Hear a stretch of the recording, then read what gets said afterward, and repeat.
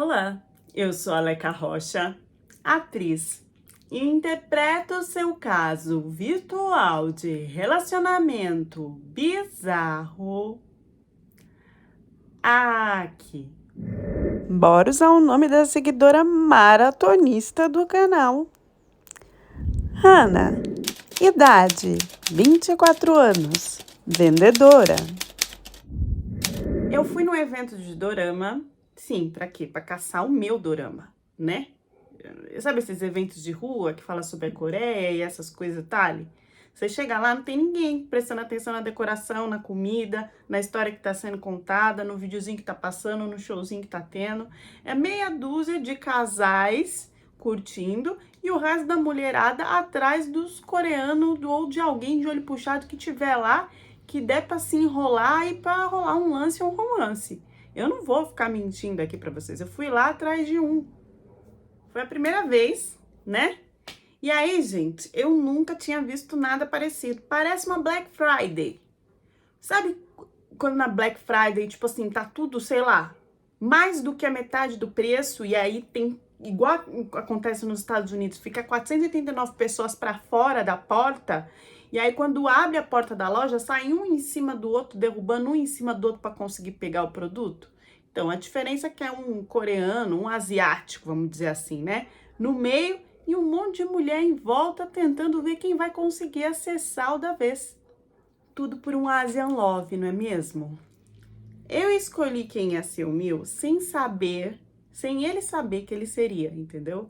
Era o Sudoku, Sudoku grande, nossa, gigante, quase que não passava na porta. Sudoku, idade 29 anos, dono de clínica de estética. Eu tentei acessar ele naquele dia, nem sei como eu consegui, porque era tanta mulher falando com esse homem. Depois, né, eu descobri que eu nem tinha tanto perfil dele, mas eu acabei virando amiga dele. Amiga de confidência, tá? Então, eu virei um amor, eu tava vivendo um amor platônico mais do que tudo. Sudoku, apesar de muito grande, eu não entendia como, porque era treinado, dava pra ver que ele pegava um ferro lascado, ele tinha papo. Não sei como, não me pergunta, mas ninguém notava, porque era tanta coisa grande pra você olhar e imaginar o que que era, que não dava nem tempo de pensar no papo dele. Eu sei que eu peguei o contato dele nessa festa como amiga. Cheguei nele, tipo, olha, essa daí tá de olho em você, não sei o que, e ele rindo e tal, sabe? Não cheguei como se eu tivesse afim. E aí ele foi levando isso como brother. A gente conversou tanto pela internet, pelo WhatsApp, porque ele ficou um tempo aqui no Brasil, mas depois ele voltou para a Coreia para resolver umas coisas, e a gente foi criando uma conexão incrível de brother. Ele praticamente me chamava de irmã. Foi assim que eu descobri que todas as ex-namoradas dele eram loiras. E eu, gente, era o quê? Uma morena, morena assim. A minha pele, ela não era clara nem bronzeada, ficava naquele meio termo, né? Que é quase uma cor de burro quando foge. O cabelo liso, não era preto, era um castanho claro, mas eu não era loira. Ele começou a se abrir comigo porque tudo que ele pedia eu não conseguia falar não. Eu ia lá e fazia, dava um jeito de resolver e mandava para ele por onde fosse, porque eu sentia que assim eu conseguia ficar cada vez mais perto dele, parecia que eu estava fazendo parte daquele momento com ele, e isso para mim já era o máximo. Eu sentia assim que a qualquer momento que eu pegasse mais uma confiança, que ele desse uma aberturazinha, eu ia me declarar para ele.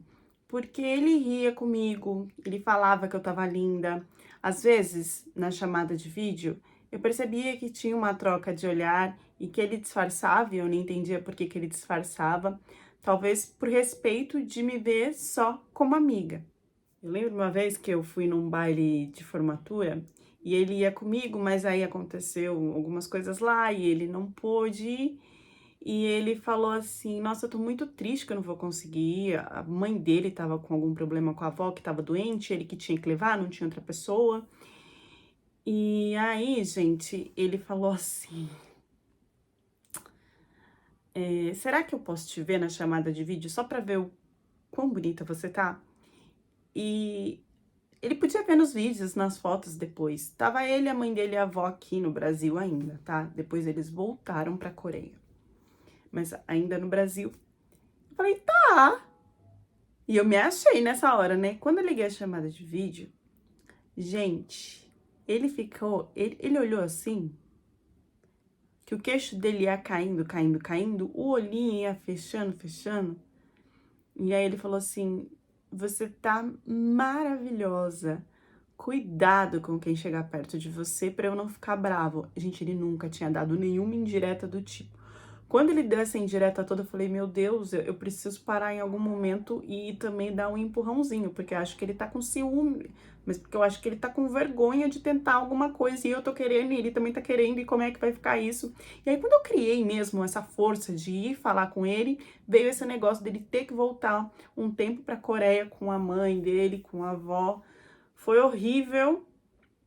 A nossa despedida, ele me abraçava e não me soltava. E a gente fez uma despedida antes, porque também não podia ficar agarrando ele no aeroporto com a mãe e com a avó do lado. A cultura deles é totalmente diferente. Elas iam entender que tinha alguma coisa ali que não estava muito certo. Eu sei que assim, foi um sofrimento que eu lembro que quando ele entrou pra ir pro avião, eu já comecei a pensar assim, meu Deus, eu vou começar a juntar dinheiro e eu vou dar um jeito de visitar ele na Coreia, ou de repente ficar lá na Coreia. Eu não sei, eu tinha na minha cabeça que em qualquer momento a gente ia se declarar um pro outro e eu ia ter que resolver isso, então eu já tava guardando meu dinheiro pra fazer uma coisa que não tinha nem sinal de que ia acontecer. Mas eu não tava muito errada, não. Porque ele foi pra Coreia, eu lembro que ele começou a emagrecer muito, porque aqui no Brasil ele comia bem, e lá ele trabalhava por horas e horas, não tinha tanto tempo de comer, então ele foi emagrecendo, ele perdeu uns 6 quilos, ele já não tinha mais aquela felicidade no olhar, aquela alegria de conversar comigo, mas mesmo assim ele não deixava de fazer chamadas de vídeo comigo pelo menos uma vez na semana, porque ele dizia que sentia muita falta da minha amizade, que a amizade das pessoas lá dos coreanos são diferentes, são frias e com interesse, e que ele tinha muita saudade do Brasil, e às vezes queria até que eu, você vai fazer bolo hoje? Deixa eu ver você fazendo a receita. Ai, que saudade de comer esse bolo. Você comeu coxinha? Essas coisas. Parecia que eu era um ponto dele matar a saudade do Brasil, sabe? E eu me achava muito, porque eu me sentia cada vez mais importante. Bom, eu acho que ele... Foi 2 semanas que ele ficou sem fazer chamada de vídeo. Eu falei, você tá doente? Aconteceu alguma coisa? Não, eu tô muito corrido. Começou a dar umas desculpas. E aí as chamadas de vídeos foram ficando mais espaçadas. Até um dia ele ligar e falar que tinha que conversar, tinha uma notícia maravilhosa pra mim. E eu achando que ele ia se declarar, não sei, que ele tomou coragem. Não. Ele veio me falar que ele tava noivo. Eu quase tive um treco. Por dentro, assim, era um frio. Meu coração subiu na boca. Eu tinha vontade de falar, como assim? Eu te amo. Você não percebeu isso? Como assim você tá noivo? Você nem me falou que você tava namorando. Então, quando ele falou, eu fiz... Foi bem assim, noivo. E ele, nossa, você tá muito feliz por mim, né? E eu tô super. Você não sabe o quanto. Nossa, eu tava muito brava. E muito angustiada. E aí ele falou, então, vamos marcar uma chamada de vídeo pra eu conhecer ela. Você vai vir aqui, você tem que vir aqui pra nossa festa e tal. E eu assim, meu Deus, eu ainda vou ter que ter a capacidade de olhar pra uma coreana, engolir seco e sorrir como melhor amiga. Como é que eu vou fazer isso? Achei que a coisa não podia ficar pior, mas a coisa ficou pior. Porque ela não era coreana. Ela era brasileira e loira. Então eu tive pesadelo à noite, me questionando porque eu era brasileira. Se era para escolher uma brasileira, por que que não fui eu? Eu estava do lado dele em todos os momentos. A gente tinha troca de olhares, a gente só não se comunicou um com o outro. Será que porque ela era loira e eu não?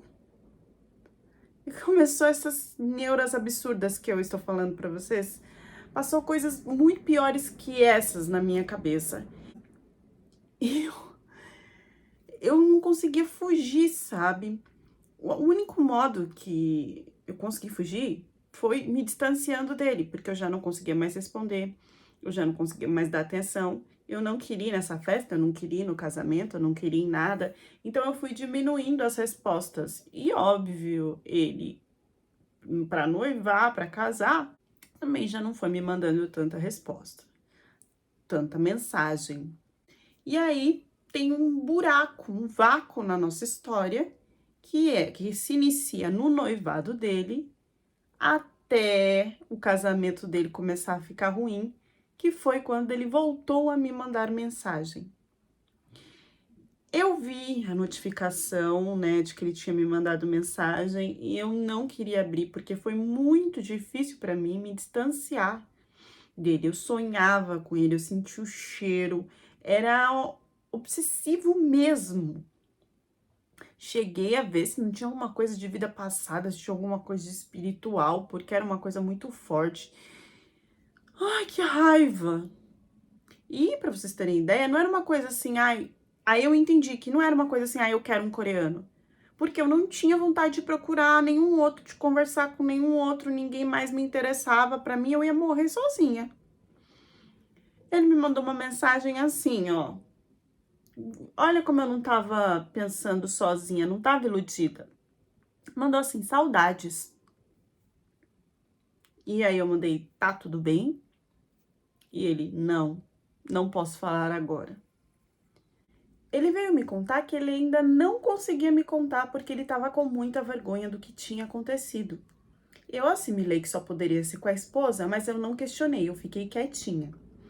Falei, Eu falei, olha, eu tô aqui sempre pra você, você sabe disso. A hora que você quiser, você vem me contar. Mas, gente, eu curiosa do jeito que eu tava, e me voltou tudo assim na cabeça, né? Tipo, agora é o momento, ou é agora ou não é nunca mais.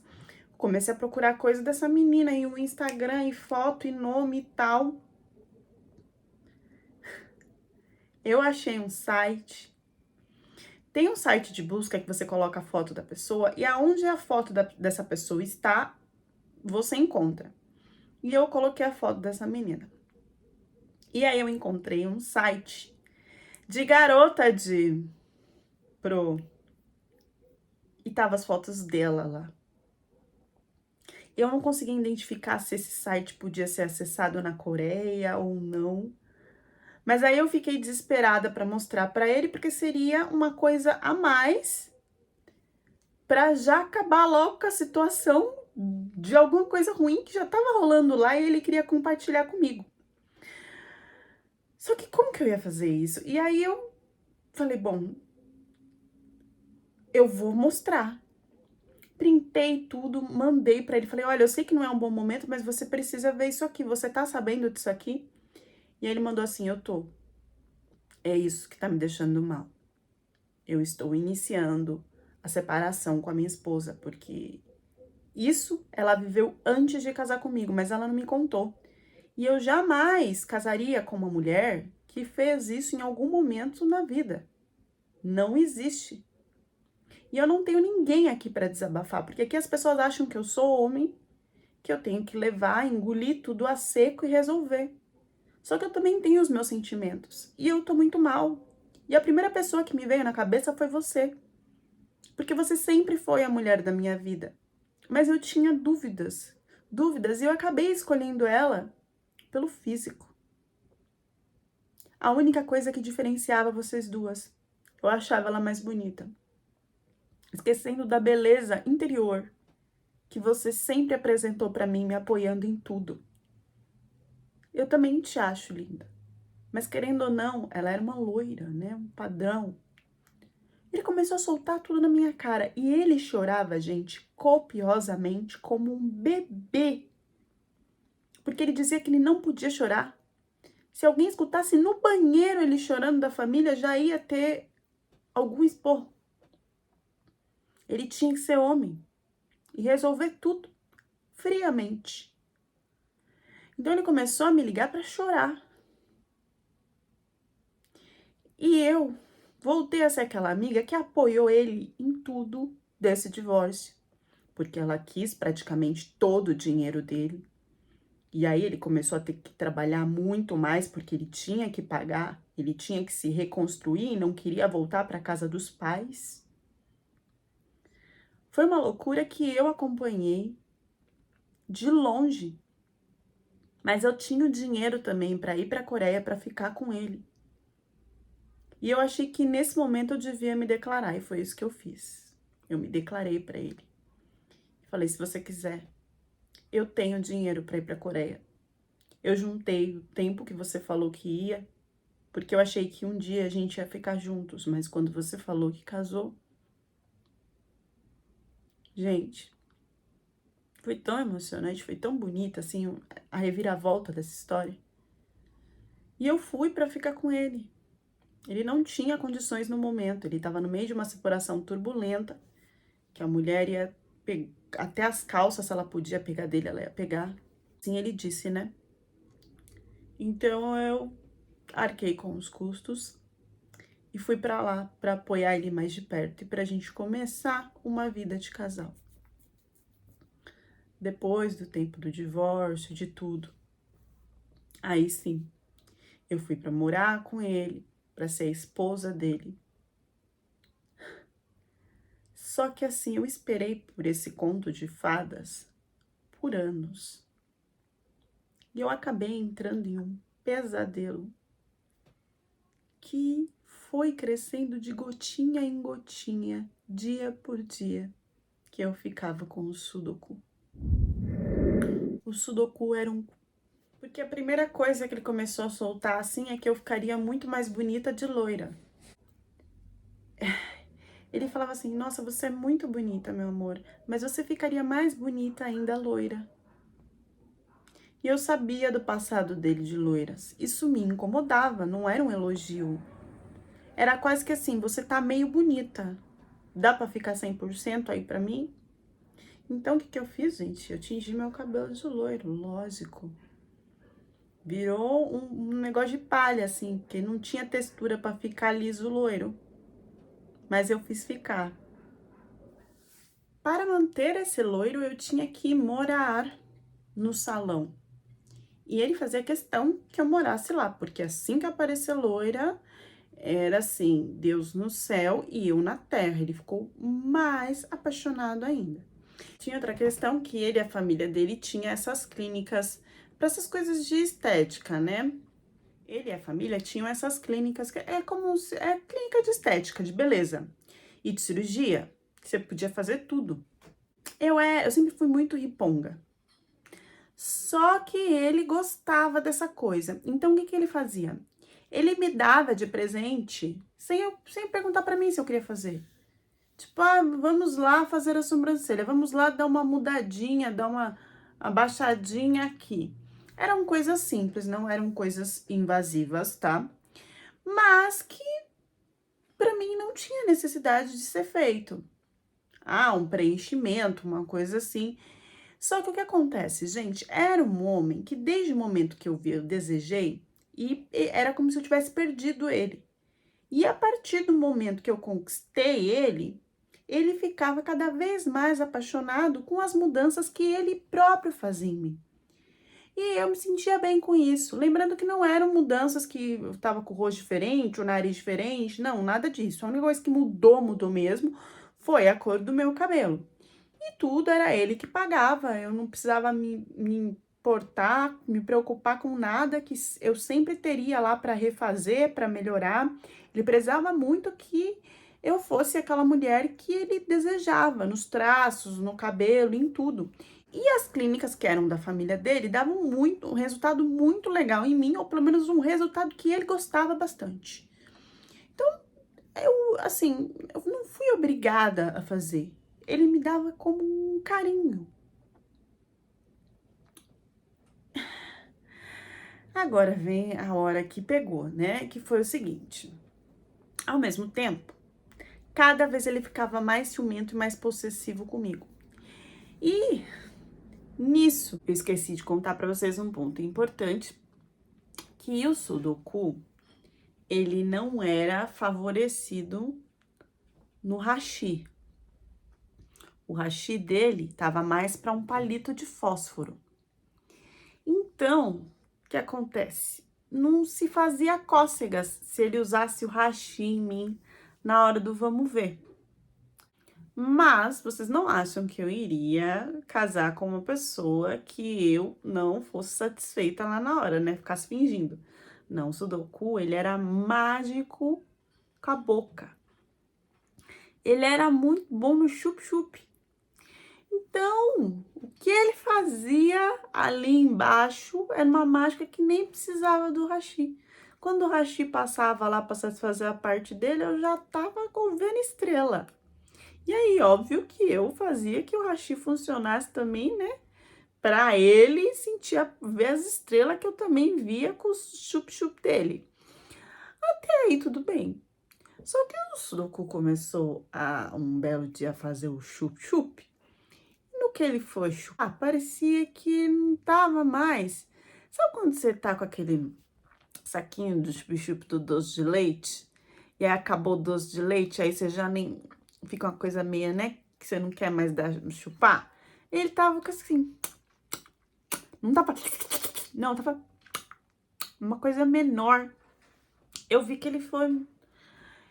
E ele olhava, e eu falei... Tá acontecendo alguma coisa? O que que foi? E não era só a frente que ele mandava o chup-chup, não. Ele fazia o chup-chup completo. Atrás também. Então, o que que acontecia? Ele começou a observar direito as minhas partes lá e disse que tava ficando queimado, que tava escuro. Que ele gostava rosadinho. Por isso que ele gostava de loira. E eu não sabia que tinha uma prática que ou você passa creme ou com laser, você vai clareando tanto a frente como atrás também tem laser para clarear atrás. E aí o Sudoku começou a marcar dias para eu fazer esse procedimento.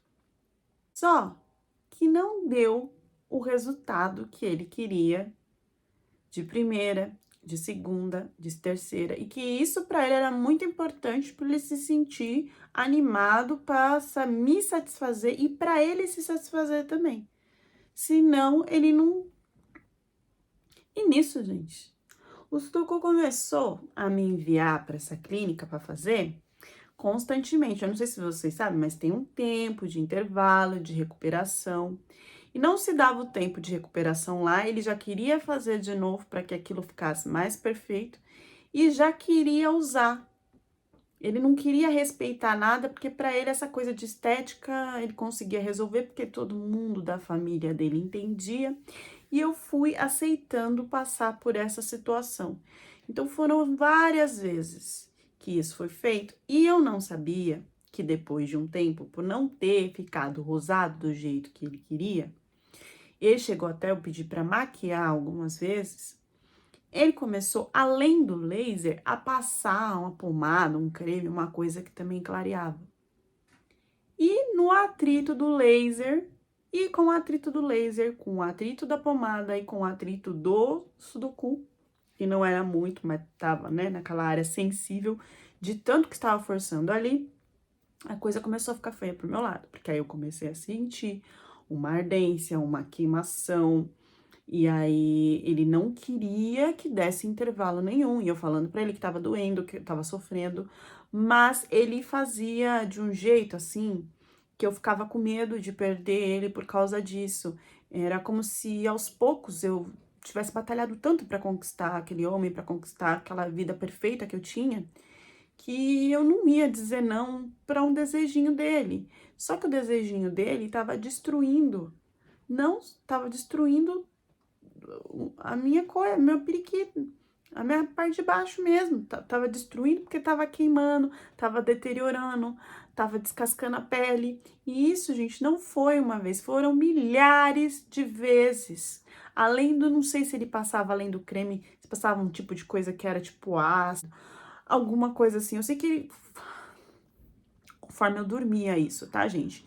Eu sei que isso chegou num grau que teve um momento que eu não conseguia mais fechar as pernas, eu não conseguia mais andar. Eu não conseguia, não tava conseguindo mais fazer o número 1. E Eu não sabia a gravidade que isso tava, que isso me levou. Uma que esse procedimento, ele faz murchar, diminuir os lábios, tá? Que também é um outro procedimento de aspecto para você parecer pura. Ele foi pedindo para fazer uma coisa atrás da outra em cima de mim. Eu não sei que tipo de médico que aceitou isso, né? Que acabou me trazendo a problemática, no fim de tudo, de praticamente ficar sem os lábios, a parte grande.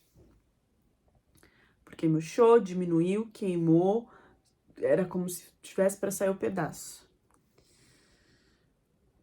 E quando chegou nesse grau, eu fiquei estarrecida, mal, e ainda com medo dele não me querer mais. Eu não pensava que a culpa do que tinha acontecido era dele.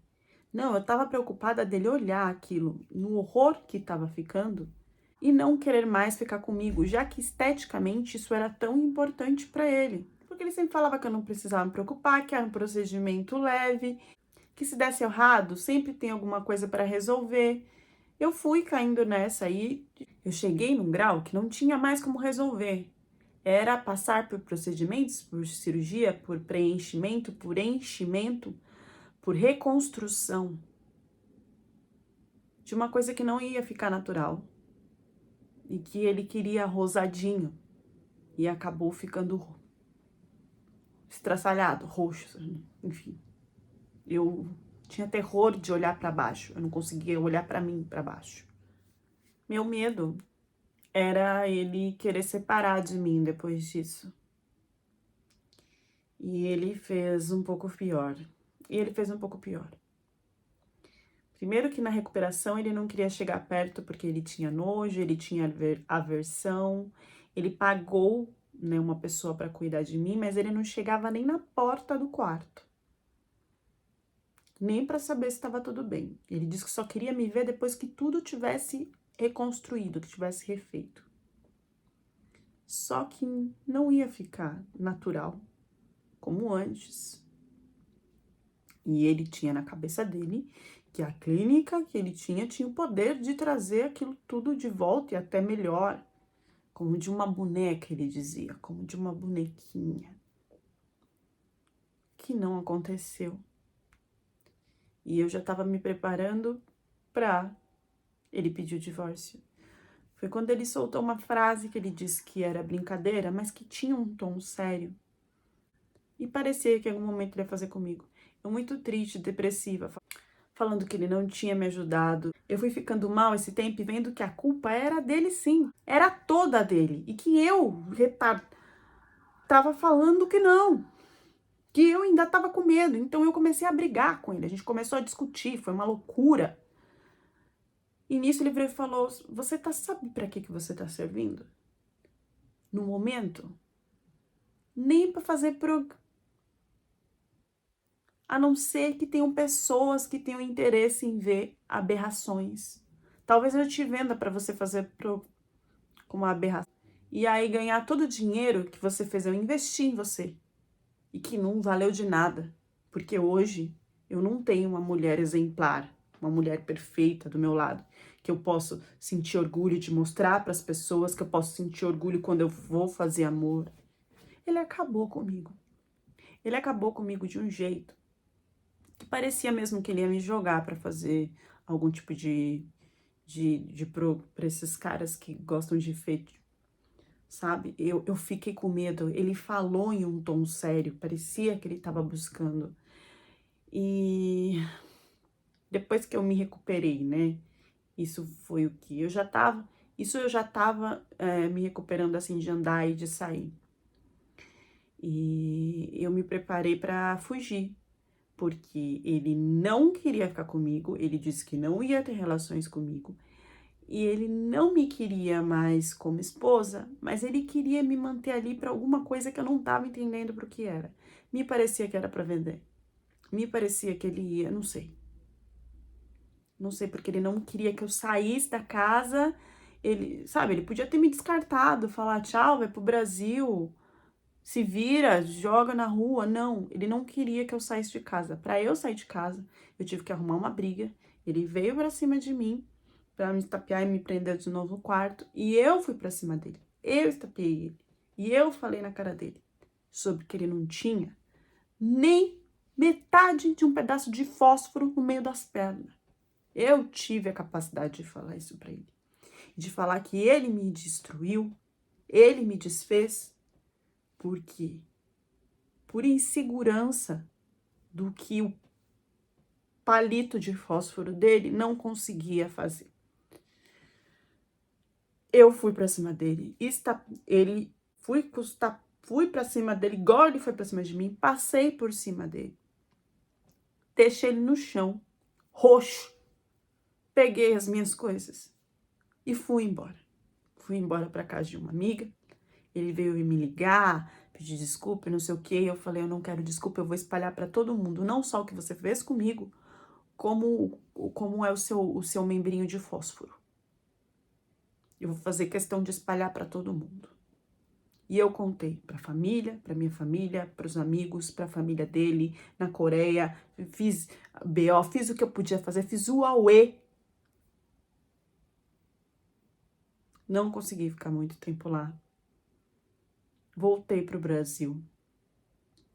Mas eu fiz de colocar em outdoor, de mandar vídeo, de mandar áudio, de postar nos stories. Eu fiz tudo que eu podia.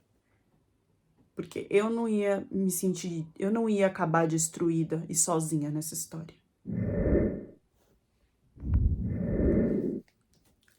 Quando a Mana veio me contar essa história, me deu uma ideia de que ela estava ali trabalhando para ter esse coreano como se fosse uma casa, como se fosse um carro, sabe? Que você vai guardando dinheirinho, vai trabalhando seu suor, deixando de comer, deixando de ir. Parece que ela teve toda uma programação, mas não foi para ter uma casa, não foi para ter um diploma, não foi para ter um carro, foi para ter um homem. E todo o tempo dela investido em um homem trouxe a própria destruição dela.